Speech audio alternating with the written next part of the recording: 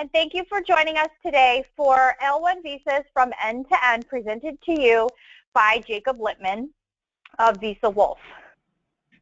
Jakob Lipman has practiced immigration law for over 15 years. His practice focuses on employment-based immigration, counseling employers in complex immigration practice and policy concerns. Over the years, he has supported multinational and domestic organizations of all sizes and from every major industry. Jake has also lectured on immigration-related subjects in a variety of settings and has authored articles on corporation immigration compliance. He is an active member of the American Immigration Lawyers Association and is an expert in the area of immigration case management software. He is also fluent in Spanish. So we're going to get started today. Thank you everybody who joined us. We are really excited to be presenting this material to you today. As we get started, I just wanted to let everybody know that you will remain on mute through the duration of the broadcast. If you have a question, you can feel free to pose your question, and we will review the questions and answer them either as we're going through or at the end, just depending on how things are running. This session will be recorded, and we will have it available on our website following the presentation today. And I will also send all attendees the presentation that Jake is going to be sharing with you. So, Jake, thank you so much for joining us today and presenting this material to us. You're welcome. I'm glad to be here. Kristen, thank you. You're welcome. So with that, I guess we'll get started. As mentioned, I've been doing immigration in the business area for more than 15 years. I've done a lot of L1 cases. I've done a lot of H1Bs. I've done quite a few of these, and I'm really happy to be able to share with you the information today that I've learned over the years, and maybe some trends and tricks and things that will help you in your practice, I hope. As Kristen mentioned, you may want to ask questions during the webinar. You can do that in the GoToWebinar control panel, and I may not be able to answer them during the presentation, but I will do my best afterwards to answer any questions. If it seems that I'm not able to get to those, I'll try to answer them in writing for you afterwards or contact you afterwards so that we can share information and best practices, any kinds of ideas that I can share. I'm happy to do that. So today we're going to spend hopefully the next 45 minutes or so talking about the L1 visas and the outline, introducing the topic, definitions within the area, talking about managers and executives, L1As, and then the L1Bs for specialized knowledge workers. We'll talk about blanket petitions, and then finally a little bit about the actual nuts and bolts of the process. And so I understand that right now there's about 70 people that are on the webinar. Really glad to see that. It's a great turnout. But I was curious. I wanted to make a poll because this is going to make it kind of fun and interactive, I'm hoping. I'd like to put up a poll to ask you, the audience, to rate your immigration experience in the business area. So why don't you, if you're able to do so, enter the information that you see there. Are you have no experience? Are you a beginner, intermediate, advanced, or are you feeling like you're an expert? And I'm going to share these results with you in just a few moments. So I think most of you are actually engaged in looking at this poll right now, and I think I'm just about to close this. Looks like everyone's voted. Any last stragglers here? Feel free to jump in. Oh, nice. We've got an expert or two on the line. So here are the results. Hopefully you can see that. Looks like we've got maybe 1 or 2 people without any experience at all. Welcome aboard. Hope you have fun today. And then mostly beginners, followed by some intermediate, and then a few advanced and experts. So I think this is really useful for me in gauging your kind of level of experience and what you might expect today. I am a little bit relieved, and just kidding, you know, because I can speak to people who I think will learn a little bit, and that makes me feel good. So let's jump in and start talking about things. First of all, I prepared a slide to contrast the H-1B with the L-1. And I did this because right now with the H-1B cap that's coming up, a lot of times we're talking about H1s and whatever could be possible to, in lieu of an H1B, if we can't get one, what do we do? And why an L1 can be a great tool to use instead of an H1B. Number one, H1Bs have an annual quota, the L1s do not, so that you can get it all year round. That's a really key difference. Another one could be the prevailing wage. With an H1B, the employer is required to pay a wage that is average for the industry and the location where the person is going to work and the type of job being done.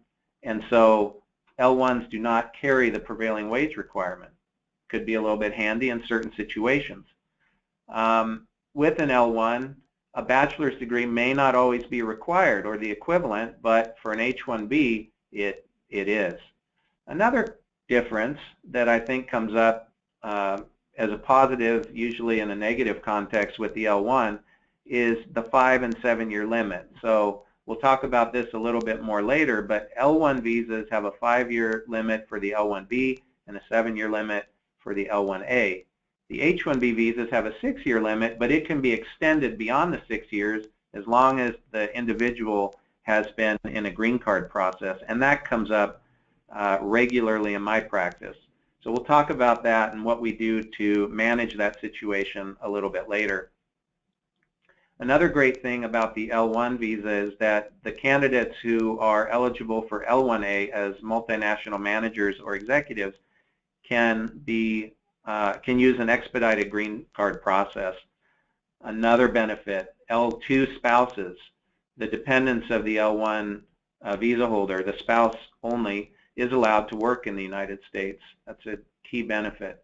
And then finally, there's something called a blanket petition available for the L1 visa that the H1B does not enjoy, and we're going to go into that a little bit later as well. So hopefully this will be something very useful to you.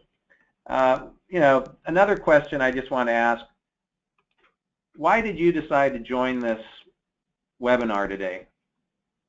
Throwing it out there, if you don't mind answering, just entertain me, humor me a little bit here, so that I, again, understand a little bit better how to address the audience and the things that will be most useful to you.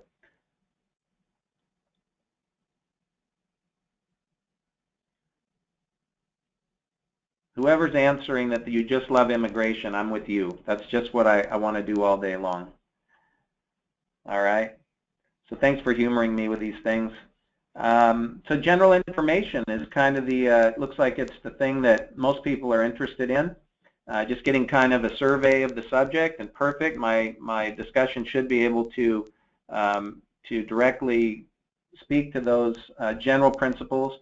But I'm hoping that for the 37% that want to learn some special tricks or tips, I'm going to have some ideas for you there too. So let's talk about an introduction. What is an L1 visa? It's an intra-company transferee, all right? And the definition found in the federal regulations is an alien who, within the preceding 3 years, has been employed abroad for 1 continuous year by a qualifying organization, may be admitted temporarily to the United States to be employed by a parent, branch, affiliate, or subsidiary of that employer in a managerial or executive capacity or in a position requiring specialized knowledge. So what we're going to do during the next little bit is to break down the elements. Employed for 1 continuous year, within the last 3 years, by a qualifying organization. We're going to talk about then what makes a manager or executive and what makes specialized knowledge, and some ideas on how you can present that. So on the 1 continuous year issue, within the last 3 years, it needs to be a full 365 days. So often what happens when somebody is trying to get an L1 visa, they need to show they've been employed abroad by the related or the affiliated employer for a full year, and sometimes they've been coming into the United States as for extended visits or maybe on some other kind of visa category. That can create problems because the employment abroad is supposed to be for a full 365 days. So keep that in mind. It's a red flag you need to be looking for to satisfy the 1-year continuous employment abroad requirement. Okay, must be outside the United States. And so again, typically the time spent inside the U.S. will not count towards the 1 year. That has been overlooked, or I see most of the time immigration will not care if somebody made a casual visit to the U.S. But if it's extended, that's when you're going to possibly run into problems. Again, they may miss it, they may overlook it, but don't count on that. I would advise my clients to make sure that they had a full 365 days outside the U.S. before attempting to file for the L1. Okay, and they have to have obtained the full year before the time you actually file it, so be careful of that. Finally, within the last 3 years is when this person needs to be coming to the U.S. as the L1 transferee. So that means they don't actually need to be a current employee of that petitioner. So that could happen sometime within 3 years from the time that they did work for the petitioner. And so another thing that sometimes happens is the individuals will come to the U.S. on an H-1B, being sent maybe as an individual contributor, some kind of position that is not a manager or maybe even specialized knowledge worker. They'll come as H-1B, and then sometimes we can see them growing into their position, becoming a manager, and if they had been a manager outside the U.S. prior to coming, we can sometimes convert them to an L1A after they've come to the U.S. as an H-1B. That's because within the last 3 years prior to coming to the U.S., they were working for the related employer in a role that was managerial or executive. I'll cover this one again in a little bit, but it's one of those things that's a nice trick. It's something you can pull out of your hat when maybe an employer wants to help somebody get a green card that otherwise might take a long, long time, or find some other benefit from the L1 visa program, like the spouse being able to work. These are things that come up, and shifting to the L1A could be a huge benefit to that employee. So now we'll talk about qualifying organizations. It's either going to be a parent, branch, affiliate, subsidiary, or maybe some kind of joint venture. There could be some other types of relationships that would qualify between the organizations. Okay, so again, going back to the basics here, because I know some people here are very, very new. An L1 is a transfer of an employee abroad to a U.S.-based employer who is a related company, a parent, branch, affiliate, subsidiary, or joint venture. So what does that mean? An affiliate is one of two subsidiaries owned and controlled by the same parent or individual, or the same group of individuals, each owning and controlling the same share or proportion of each entity. Essentially, these would be siblings, companies that are related because they have the same or common ownership. This comes up frequently, again, where maybe an individual owns a company abroad. They want to open a company in the U.S. That same individual owns both companies, and now they can send a worker from the foreign company to the U.S. company because they have that common ownership. The companies do not have to offer the same services or even similar services. It's just the ownership that is important.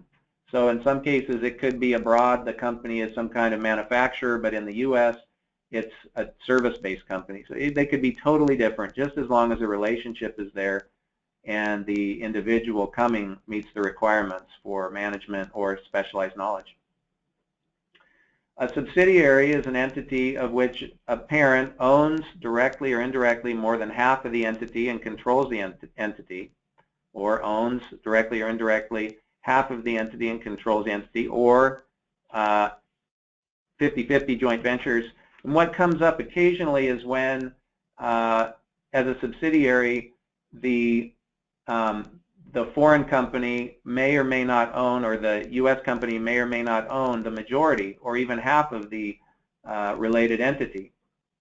When that happens, an L1 visa can still be possible. You may still have a qualifying organization if the related entity controls the other entity. So even though it may own less than 50%, it has a controlling role within the relationship.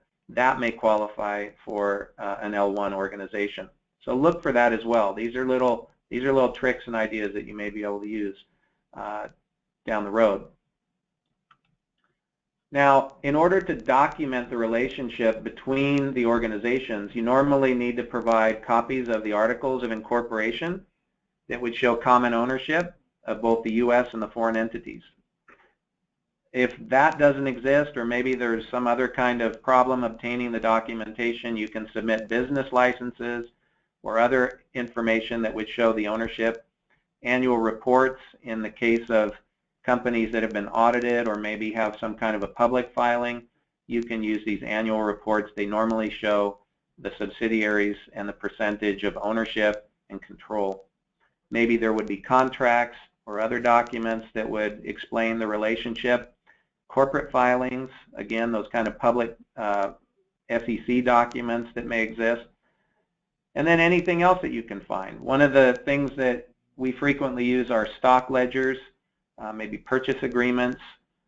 These will show how much stock has been issued for the company and who owns it, the percentage of ownership in many cases. So these things are really useful to document the company's ownership and the relationship to qualify it for the L1 program. Okay? So we're moving right along. This discussion, like I said, we're going to try and take about 45 minutes and hopefully have some time for questions. But we're going to kind of move along right now into the heart of the matter, which is managers and executives. I'm going to talk about specialized knowledge in another minute. So in order to qualify for an L1 visa, the candidate needs to be a manager or executive abroad and come to the U.S. to fill another role which is also managerial or executive in nature. Now when we get into trouble is trying to define this and prove that somebody is a manager. It's not always very easy. Okay? So essentially a manager will either manage and control the organization or some department of the organization. Typically they will supervise and control the work of others, okay, which could be in some kind of supervisory capacity as a manager of other managers and then other reports below that, or some kind of professional employees or other managerial employees. And in the absence of reports, sometimes the individual can be the manager of a function within the organization. A function of the organization could be some kind of role where the individual has a lot of responsibility, so maybe like a controller within the company or a director of something like a business development where they may not have individuals that they are responsible for, but they are definitely responsible for an important function of the business, and maybe they work with a lot of vendors and contractors or other types of outside entities to get the work done. These people can often qualify for an L1 visa as they are some kind of functional manager within the organization.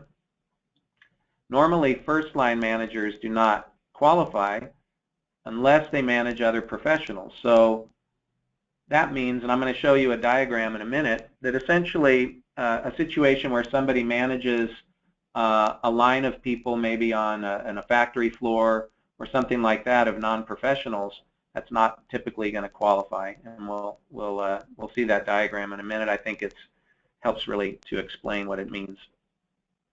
Normally, a manager or executive will have authority to hire and fire people or recommend employees for advancement. And again, they need to operate at a fairly senior level within the organization. So you're going to show that normally with something like an organizational chart. That's one of the documentary requirements that you will always want to be looking for. When you start an L1 case, typically I will ask for the employer to provide a chart that shows where the employee fits into the overall organization of the company. So not necessarily just what reports are there that would be reporting to that individual, but what's happening above that individual. Often will show the context of their responsibility, their authority within the company, what kind of responsibility they may have, and again, who they report to. If they're reporting directly to CEO or something like that, it's different than if they report to a lower level manager within the company.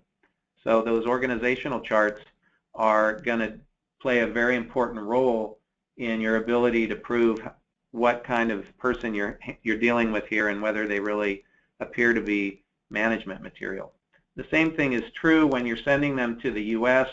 You need to show where they will fit into the U.S. organization and provide that organizational chart that will express the level of responsibility for this person, what they're going to be doing, and the titles and functions of people that they will oversee. Or again, if they don't oversee people, where they fit into the structure, and show that that's a very responsible and important role or a function that they manage.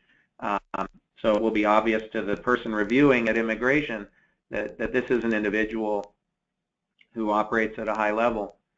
One other thing to consider there are factors like salary. Okay, if you're not going to offer this person, if the company's not offering a high salary, it may indicate that they're not really a high-level manager or executive. So I've seen many times that's going to be a huge red flag for immigration if you're trying to establish somebody as a manager or executive and they're coming to the U.S. to be paid, $40,000 or $50,000, maybe even questionable in some cases, because a manager or executive of multinational companies probably is going to be making more than that. Not always, but if you don't show a high level of income, you're going to have to show a lot of other factors to establish the responsibility of that person. Again, a person who is a manager or executive is going to have discretion over the day-to-day operations of their function or activity. What does that mean? That they don't have people telling them what to do all over the place, and that they get to essentially manage themselves and their reports and have that latitude day-to-day without somebody hovering. And these are things that separate kind of normal staff and lower-level managers to those who operate at the higher levels. So to show you kind of what it means visually, on the left you're going to see that in one case you've got the individual manager at the top who would be the candidate for the L1 having another type of manager below with at least some reports below that. So an L1 manager will often have some other supervisory personnel below them who would have reports below that. So at least a three-tier structure that would show they have that responsibility over other managers. Now, of course, this is kind of a minimalist view of what it could be. I wouldn't recommend having an organizational structure any, much less than this, unless these are, again, high-level employees. But at the very minimum, you would have your individual managing someone who manages other people. Likewise, over on the right, this could be the type of line manager that would satisfy the requirement, where you have your candidate who manages several other individuals on a horizontal line.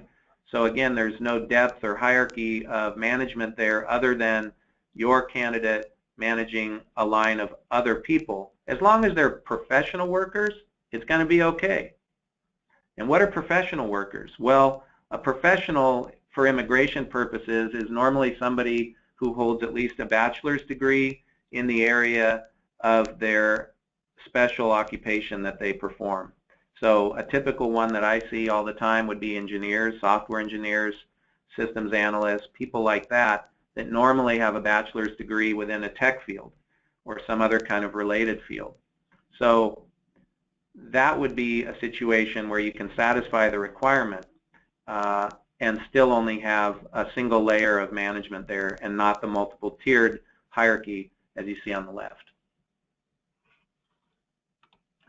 Okay, so we're going to kind of come back again. We're going to talk about executives. So we talked about managers, and now we're talking about executives. These are even higher level employees, right? These are people who operate at the higher levels, at the C level, vice president, maybe director. They have a lot of responsibility, especially in bigger organizations.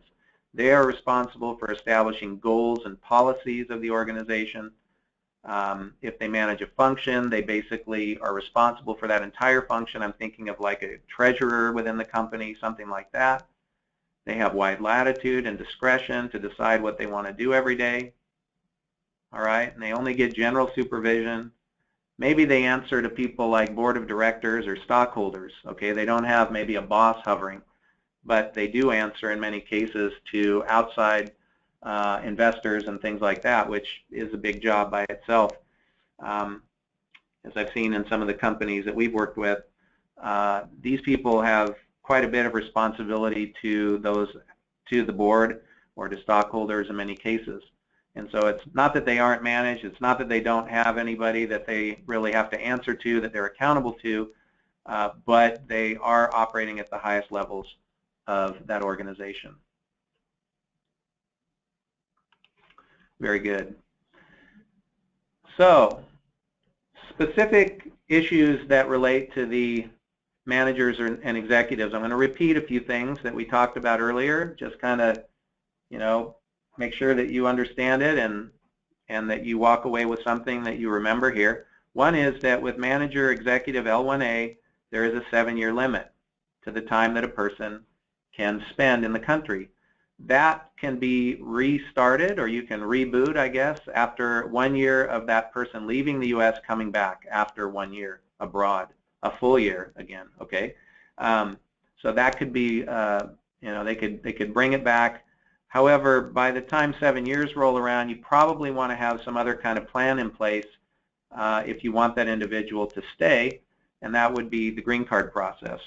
So a huge benefit of L1A manager executive is that there's a streamlined green card process or permanent residency for that individual. They don't have to go through labor certification, which is a test of the labor market that the U.S. Department of Labor requires for most other kinds of positions. In the case of a manager or executive, they do not have to prove to the Department of Labor that there is no other worker in the U.S. who is able or willing to do this job, because this is a very specific kind of high-level functioning position within their company. It's not something that you're going to walk outside and find some U.S. worker who's necessarily just ready and available to function at a high level within the company and take on the role of somebody who's been a high-level manager outside the U.S. coming into the U.S. office. And so they don't require that initial step of labor certification. Saves a lot of time, saves a lot of money. Another giant benefit of the L1A program is that when you do the green card process, it comes under the EB1 category for the green card. It's a category of preferences that the Immigration Service has, where visas are available by preference. This is first preference, so it goes along with other people of outstanding ability, maybe outstanding researchers, people who are really noteworthy and have great accomplishments. These people do not usually have any kind of a waiting list where they can apply for the residency immediately upon filing for the green card itself. Whereas people in the EB2, the second preference, or EB3, they in many cases, especially if they're from India, there's an enormous waiting list for them to obtain their final application for residency. It can take a decade. It can take multiple years, and even possibly longer. We have yet to see how long these people are going to wait in the backlogs that exist. So if there's any way to qualify them for the EB1 through this manager or executive opportunity, it's a very big deal. And as I was mentioning earlier, one of the ways that we do that is you look to see if a company has sent a worker to the U.S. under H-1B program. It's very good to look back and ask whether they held some kind of manager position abroad before coming to the U.S. under the H-1B program. Many times somebody will be sent to the U.S. as an individual contributor without some specific managerial role, but that will develop and change over time. So maybe a few years later after they arrive, they are now managing a team. If that's the case, and they had managed a team outside the U.S. prior to coming, then you may be able to change their status to L1A, and now they will qualify for streamlined green card processing. Okay? It's a really excellent option to consider when that is available. All right, so shifting gears, specialized knowledge. So there's two categories of specialized knowledge that can be approved for L1B visas. L1A, executive managers, L1B, specialized knowledge. Okay?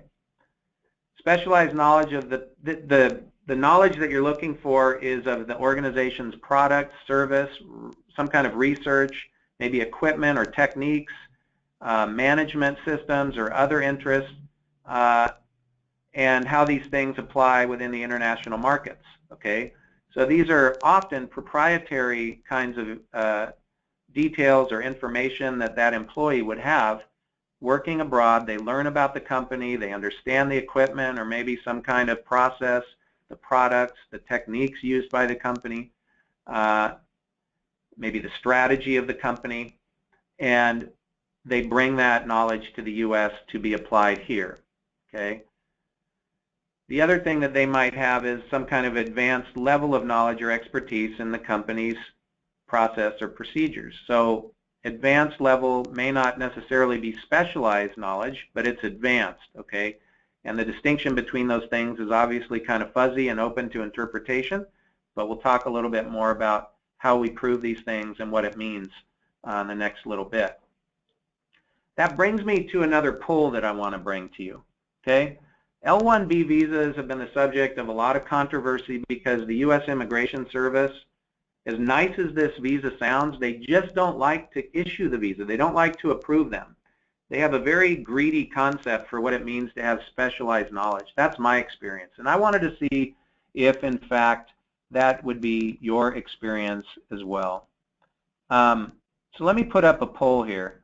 When filing an L1B case, how often do you find that an RFE is issued? Is it never, seldom, occasionally, normally, like regularly, or always? Okay. I work with a lot of smaller and mid-sized companies. I work with a few bigger companies. I can tell you in my experience there's a difference. Okay. If you work with a lot of bigger companies, name brand companies, probably your experience is going to be very different than the practitioner that works with the smaller companies. Smaller companies tend to get a lot more of these requests for evidence. I'm going to close that poll and I'm going to share the results. You can see that at least a very small percentage find that L1B visas rarely get RFEs. Okay, I think the majority of us who practice in this area will find that there is probably at least occasionally or normally, and in fact here probably at least 50% feel that it is a regular or almost a kind of an obligatory thing that you're going to see an RFE when you file for this category of visa. It just happens. And often it's a boilerplate type of RFE that will come where it asks a million things about the specialized knowledge, about the companies, and it's very frustrating for your employer. It's very frustrating for the individual who feels that they have specialized knowledge. And I think it's wise for you to set that expectation early in the process when you're talking to your employer clients or even the individuals, that they understand that the U.S. Immigration Service has a very, I want to say conservative, but that word doesn't mean the same thing to everybody. Maybe they have a narrow view of what this means, and they have yet to really define it. They did issue some guidelines earlier this year in March. This is another thing I was hoping maybe I could poll you about. In your experience, do you see changes or positive changes since the USCIS issued their new L1B guidelines in March of this year? So I'm interested in what your experience is. I know what my experience is. And I'd be curious for those who are saying that, yes, there's been a positive result, I'm interested in what that means. I'm just going to close that poll and kind of share it with you. So again, I feel like the majority of you feel that there hasn't really been much of a change. That's my perception. But if there is anything positive, it feels like maybe the Immigration Service has at least acknowledged that there is a problem there, that they needed to issue the guidelines. The President did ask them to produce some kind of guidelines when he was looking to reform immigration overall, because employers have complained about this. The Immigration Bar has complained quite a bit about this, that there are no real specific guidelines and that the RFEs continue to come. And even after this issuance of guidelines, I see that the RFEs continue. However, it is a sign that maybe there's a sense of their, nodding to the accountability factor, that they are at least being instructed from the highest levels of USCIS that they are supposed to favor employers and look for specialized knowledge where in areas where I think that in the past that they were probably reluctant to do so. It seems like this hasn't really taken off within the organization as of yet. People are still, I think the adjudicators are still operating as usual, but hopefully we may see some positive changes going forward. So let's pick apart a little bit more specialized knowledge. This is knowledge in many cases that would not be generally available inside the U.S. Okay, these are different things that you can point to when you're trying to explain what specialized knowledge means in your support letters and documentation that will accompany the L1B petition. So one of those is this knowledge that the individual brings is not generally available in the market here within the U.S. or maybe even within the organization that is petitioning that person, that there are no other workers or there are limited numbers of workers that that would be holding this kind of knowledge. Another one that you can use that's helpful is to show that that individual or that beneficiary's knowledge makes the petitioning company more competitive, and how that knowledge will be applied to advance the company's interest to make it more competitive either worldwide or in the U.S. market. Okay, so likewise, you show that this individual is going to be assigned to work that has had a positive impact on the petitioner's image or their financial position. So it's had some kind of benefit. This is maybe some kind of state-of-the-art type of knowledge or something kind of sexy and new and interesting that's coming up, maybe something kind of trendy, and that's why you're bringing the person, because they are going to enhance the company's reputation and build that, maybe that trend out within the U.S. market, or expand somehow what's already been happening with that individual outside the U.S. Okay, and in many instances, and I think in the past, you really kind of had to show that the knowledge this person held was somehow proprietary to the company.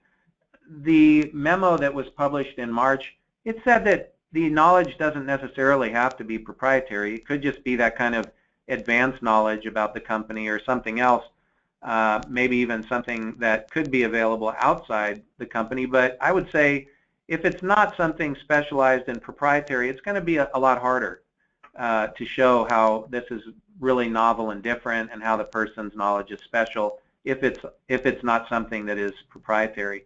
You would probably have to show that it's only information that's narrowly held by a few others and maybe within a small industry as opposed to just your client's company. Another hot button issue that's come up in the past is that L1B workers used to have a pretty hard time working for third parties, meaning like contracting companies sending L1B workers out.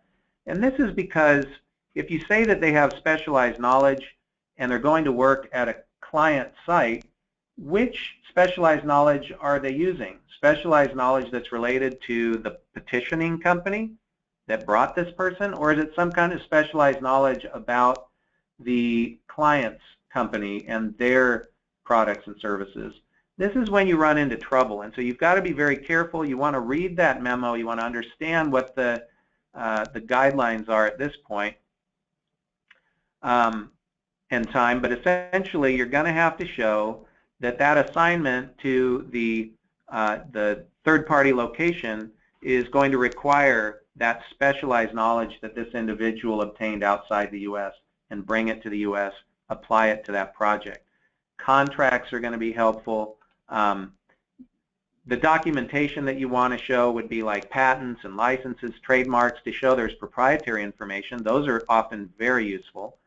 Other kinds of contracts that may exist, again with the third parties, to show who's in control, that there will be management of the contracting worker at the client site by the petitioning entity. Okay, so the petitioning employer will continue to manage directly and supervise the work of that individual, even though they may be sitting at a third-party site. You've got to establish that and show it with documentation. It's probably helpful if that's written directly into the contracts and the charts and organizational charts that will be provided. If you can show there are proprietary processes or methodologies used within the company that this person has been exposed to, that they've worked with, that's going to be useful. Certifications and trainings that they may have had within the company or on certain kinds of technologies that are used in the project or the process that they're going to be supporting in the U.S. Often there could be some kind of corporate strategy that the person has been exposed to. I think of marketing or other kinds of strategic employees at the higher levels. They understand the company's overall goals and kind of their plans, and so you can talk about that. And then trade secrets, secret sauce, the things that these people are maybe have been again exposed to within the organization that are secret and that cannot be shared outside the organization. The recipe to a certain kind of a soda pop or something like that comes to mind. So these are things that you might use to document your specialized knowledge. So let's talk generally about the L1B. There's a 5-year limit, only 5 years. And because of how long it takes to get a green card these days, you may want to consider changing somebody in this kind of category to an H1B at some point. Okay? Reason is, H1B, like I mentioned earlier, it normally has a 6-year limit, but if the person is in a green card process, it can be extended for multiple years after the 6-year limit. The L1B visa cannot. And so if you can convert them or change status to H1B, you can now position this person or your L1B holder into a long-term position in the U.S., a long-term situation where the employer can continue to keep them here. These people will be normally subject to the regular EB2 or EB3 green card process that I talked about earlier, where they have to go through labor certification, which adds to the time. It adds to the waiting list that they will sit on while they await their green card. For everybody except China and India, the wait isn't really so bad right now, even for the EB3, the third preference category. It's pretty good, actually.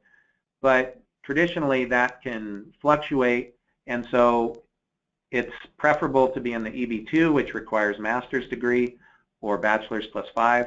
Well, we can talk about that maybe on another webinar. Prevailing wage applies to these workers in the green card context. So if you're bringing somebody from L1B, you got to look at their wage and make sure that they're going to meet the prevailing wage requirements, which is a minimum wage that Department of Labor will require to process their green card. Okay.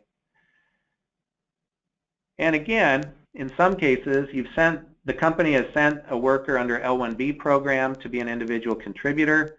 Maybe along the way, as they have worked in the U.S., they develop their role, they become managers, and now you might consider shifting them to L1A so that they can enjoy those benefits that we have already talked about. Okay, keep that in mind. Now, I want to talk briefly about a blanket petition. Okay, a blanket petition is something that you get approved for your client that will allow them a faster process to obtain the L1 visa. Certain companies qualify. I'll talk about which companies are going to qualify here in a minute. They can apply directly to the U.S. consulate for the visa, where normally you have to apply initially to USCIS for individual L1 petitions. It saves a huge amount of time, and you also avoid the USCIS prejudice against the L1 visa program. You don't need premium processing because the consulates are generally very fast to review and approve these cases.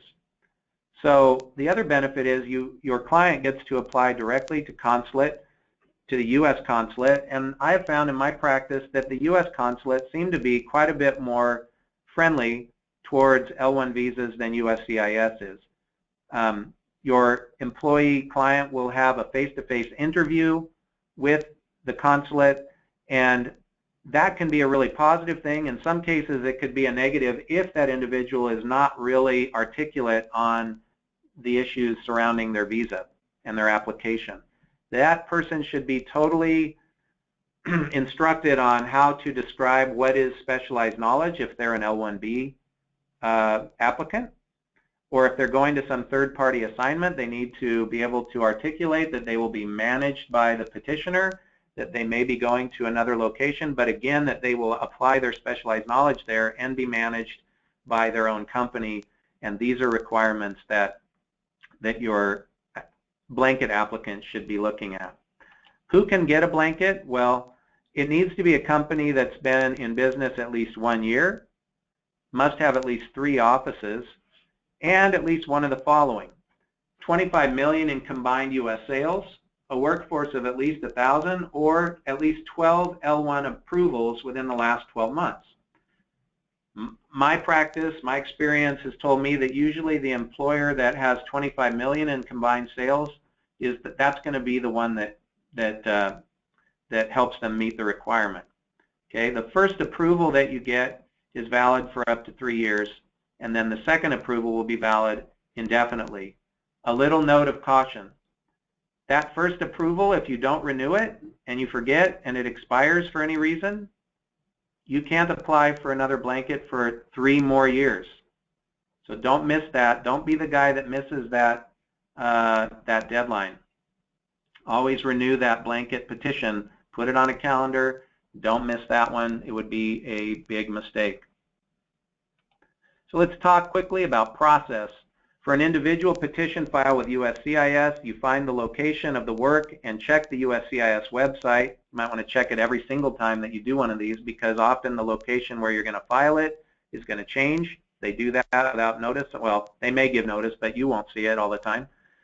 And also the states where the different service centers will process, they tend to stay the same, but you might want to just check, because the state where you happen to have this employee working, you may accidentally file in California or Vermont, one or the other, and you may end up making a mistake there, wasting time. Then the fees: $325 is the base fee with a $500 anti-fraud fee.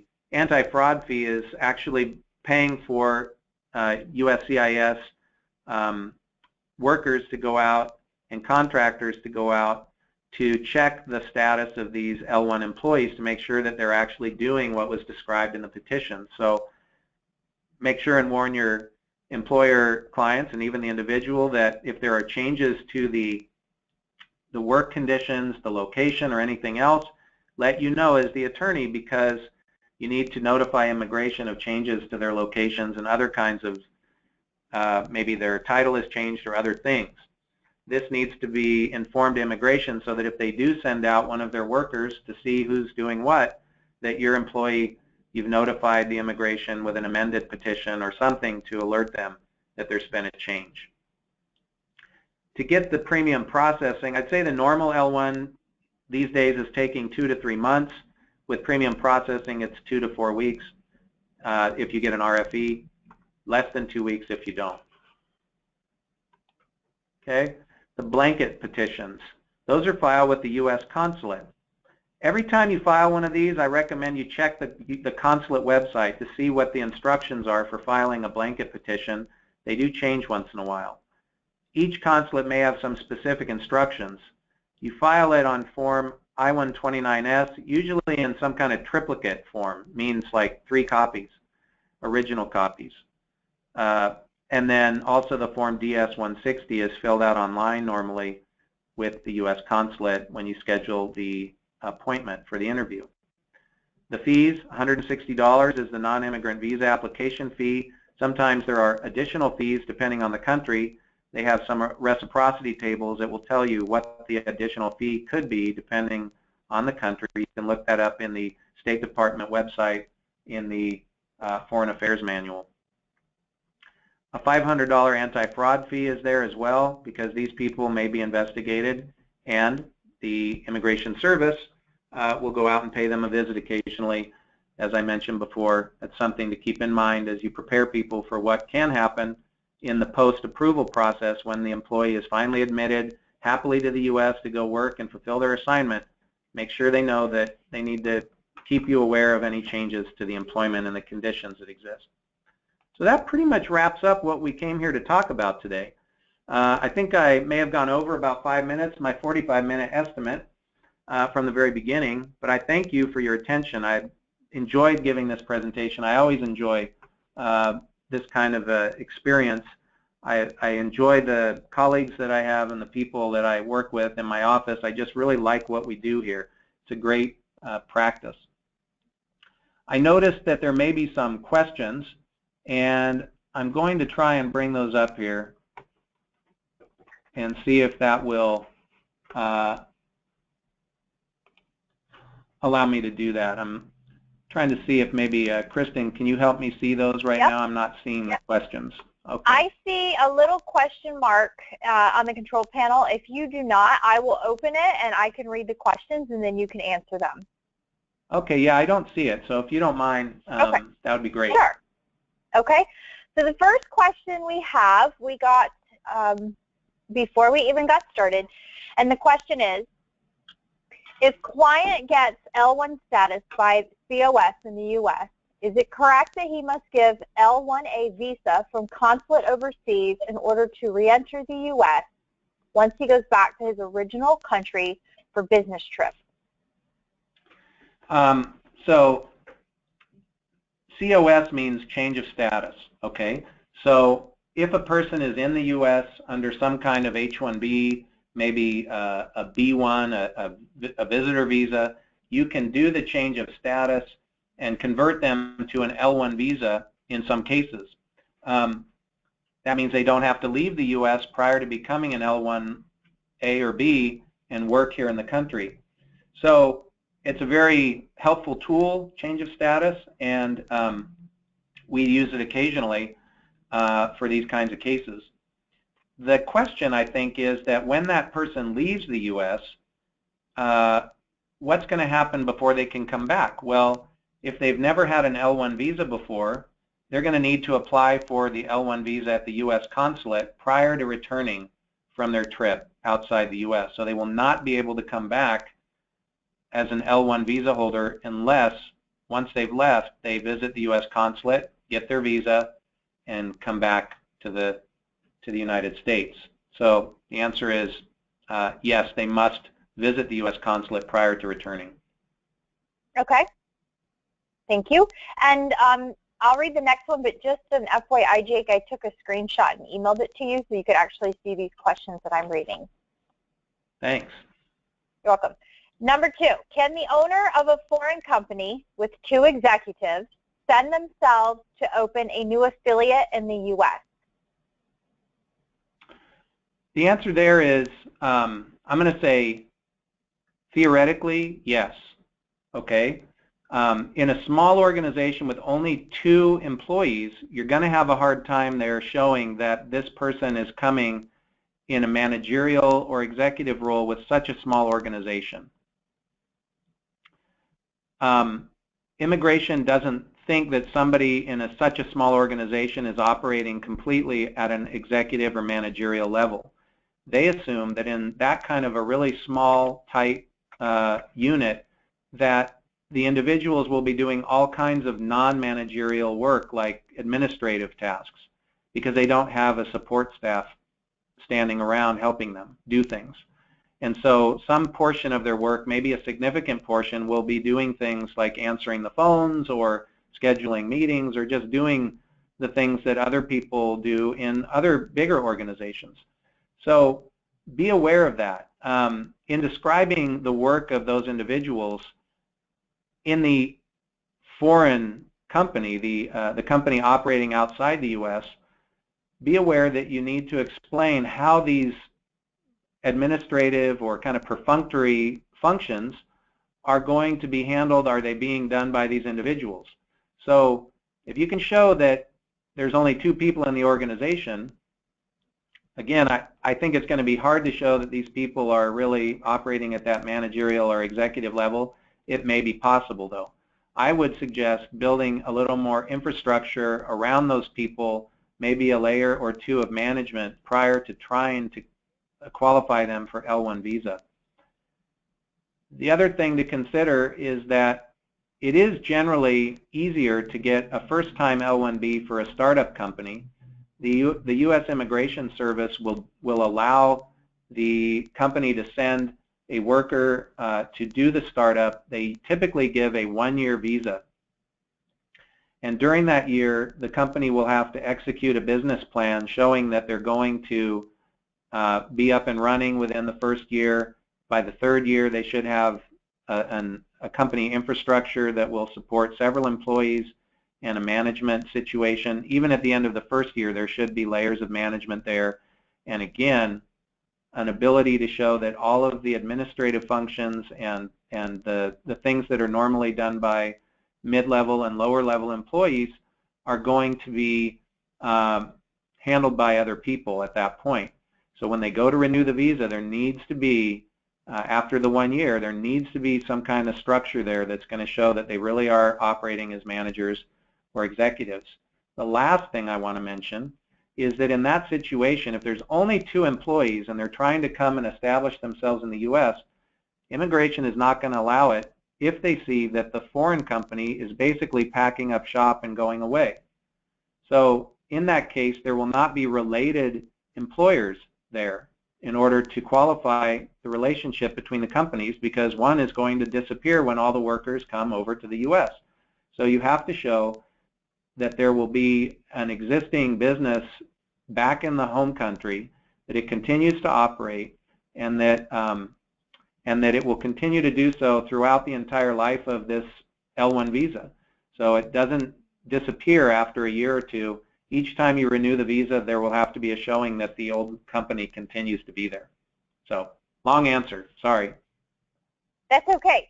And we do only have 2 minutes, Jake, that are remaining. So I was thinking, do you want me to ask another question, or would you like to respond to the remaining questions to each individual via email? Go ahead and ask one more, and let's just see what we can do, and then we'll wrap it up if that's okay. Okay, sure. We had a quick question about getting a copy of the presentation. I can answer that quickly. We are going to be emailing out this presentation to you as soon as we're finished. And then another question for you, Jake, would be, what are your recommendations for people who are traveling on a blanket where the consulate hasn't stamped the I-129S and the visa is issued for 5 years? So I've seen a lot of issues come up around this. When the individual comes into the U.S., the visa stamp will normally be, or in some cases will be valid for a long period of time.